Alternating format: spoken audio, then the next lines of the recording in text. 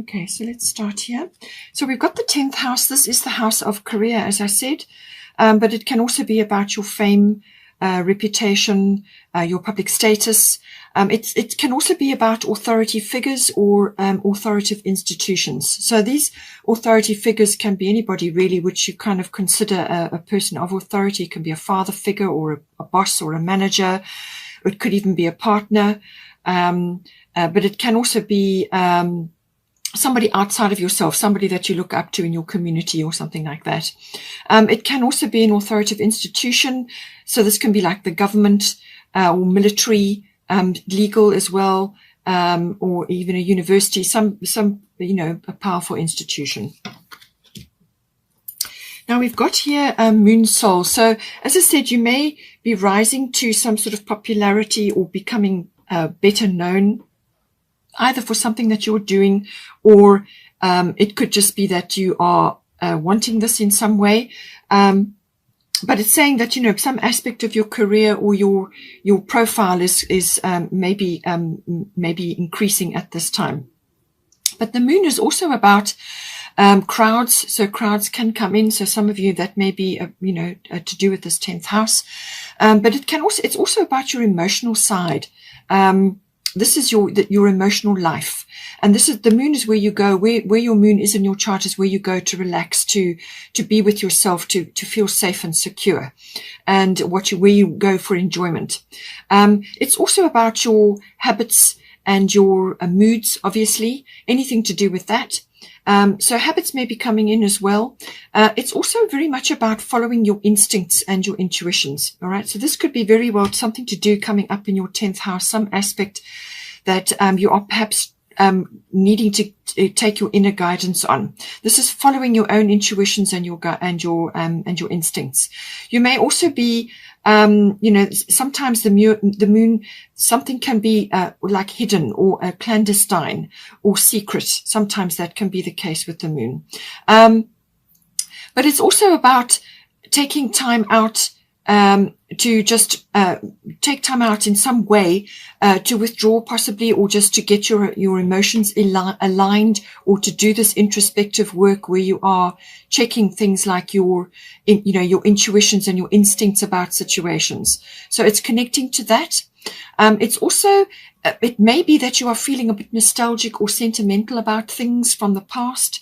And then in some cases, this can be dwelling on the past, or, pondering things. It obviously is to do with your 10th house in some way. But with this, it's fine to get hindsight or wisdom or understanding from that period of your life. Sorry about the dogs barking. But it is also important to bring that knowledge or that wisdom or that understanding forward, but don't live in the past. Okay. You could also be dealing with things from the past. Actual physical things.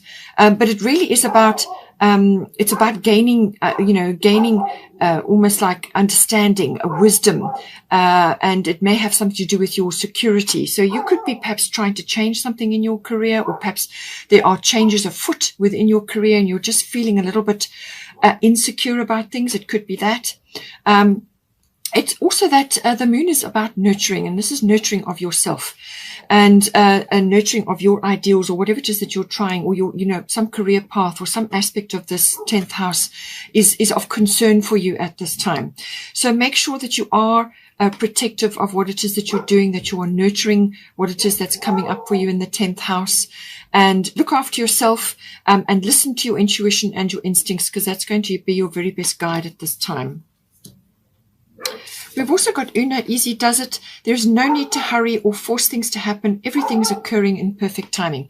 So if you are worried about something in this house and you're concerned about whether you need to make a decision, or you need to make a move, or you need to change something, or something may be looming, something may be coming towards you within this 10th house, and you're just not sure what you feel about it, it's saying there's no need to hurry or force things to happen. Everything is occurring in perfect timing. So just easy does it. Just keep going. This is very much about nurturing. So this is about nurturing your what it is that you're trying to attain in the 10th house. It's about working with what it is that you have going for you at this time. These things take time, they take effort, and it's got to be consistent effort from you. And so you may just be feeling, as I say, a little bit insecure and a bit unsure about what's going on, but she's reassuring you just to be calm, stay calm, and allow this situation to unfold, but don't dwell on the past or be concerned about long lost memories or nostalgia or sentimentality. Sorry, I just had to wait for the dogs to stop barking. Okay, so let's just bring out here. We've got here 9 of Winter, an unfounded fear, focusing on worst case scenarios, allowing worry to grow out of proportion to the problem.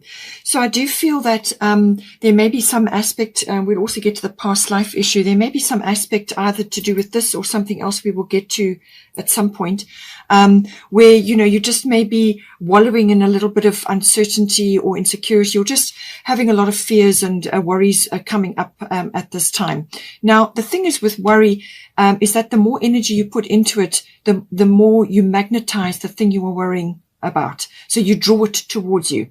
So it really is not a good place to be putting your energy. Rather be focusing on positive outcomes. Rather be focusing on what you can do, or what things would be like if they were working out.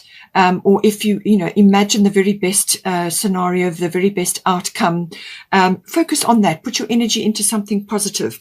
And let go of these issues and things that may be keeping you up at night, or that you are feeling insecure about. You are being guided. Says there everything is occurring in perfect timing. So just keep on with what you're doing, nurturing, and staying focused on what you're focusing on here within the 10th house. Don't allow these things to overwhelm you. Because the deeper you go into that, as I said, the more of a magnet you become.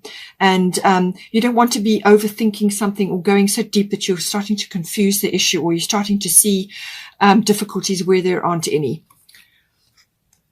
Now, as I said, we've got here past life. So this situation involves your past life memory. So whatever is occurring here, it's saying that some aspect of this is from a previous lifetime, and this is now coming in, and it's like an echo from the past. So what it does is it actually, now is your opportunity to put this to rest, or to deal with it, or to face it, or to sort it out. And, it just makes you feel uncomfortable, or you just, you're not really sure why this is bothering you quite so much, So if you need to get help from somebody, like a hypnotherapist or something like that, but otherwise just work your way through the emotions, work your way through your fears, and know that you have got a lot of support here. You've got the sun with you. You've got Dinah, High Priestess, which is wonderful for intuition and understanding divine knowledge. You've got Jupiter Abundance coming for you as well. So, really you've got a lot going for you. So don't allow these fears and insecurities and things to well up, or to be concerned over something that has roots in a long time ago. And it's normally just an echo. It's like a situation which you are here actually to resolve, or to work through, or to face. And that's what you need to do. So bring it into the light. Don't try and suppress it or hide it, or whatever the situation may be. Just know that, don't allow this to inhibit your movement forward, or to making your decisions, or whatever it is that you want to do. Just know it's got an echo from long ago, and really you're in a completely different situation now, and you've got all the skills, and you've got a lot of support here to overcome this. So rather focus on positive outcomes, positive affirmations, positive mindset, and don't allow yourself to be drawn into complexities or dramas or fears or confusion, or even any kind of illusion at this point as well. We've also got 3 of Spring. Plan your next steps with an eye to the long term. Have patience. There are more good things to come. Satisfaction from a job well done. So whatever is unfolding for you, just as I said, keep going, nurturing and moving forward. Just take your time, and use your instincts and intuitions, and you will get to this very, very easily. The 3 of Spring, you will get there. And it is about planning. The 10th house can involve that as well. And you've got the sun here, which is a very good outcome. So, it says there are more, have patience. This is what Uno is saying. Easy does it. And there are good things to come. You've got Jupiter coming, and other aspects. You've got the Sun here as well. So I do feel you're going to be in a very good position, not too far from now. We've got for the 8th house, it looks to me like you're ending a very, a cycle of some sort. 8th house is an ending and a beginning, or endings and beginnings. And it's normally a cycle of some sort that you're closing off and you're starting a new one. It could be the end of a chapter and a start of a new one, however it applies to you.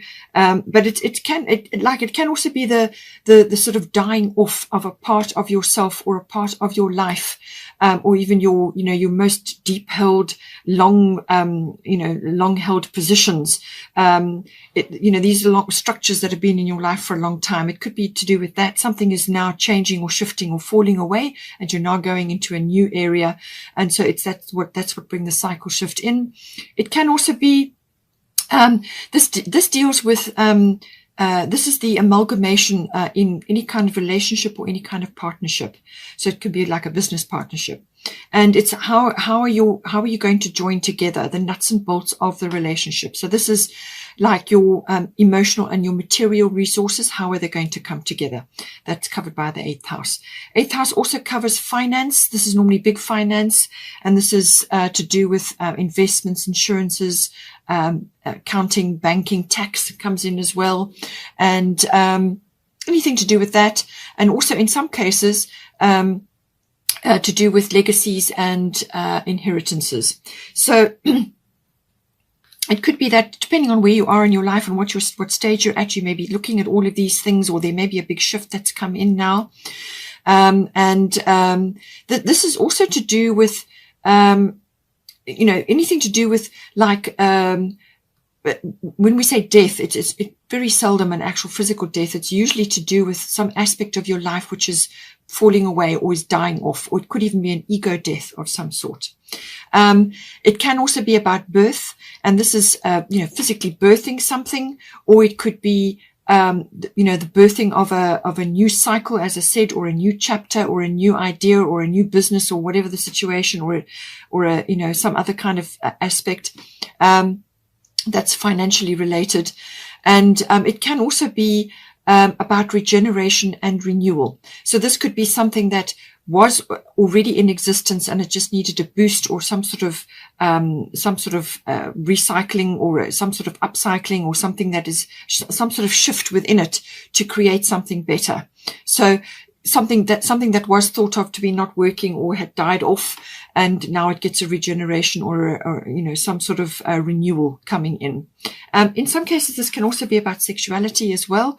So it depends on your situation.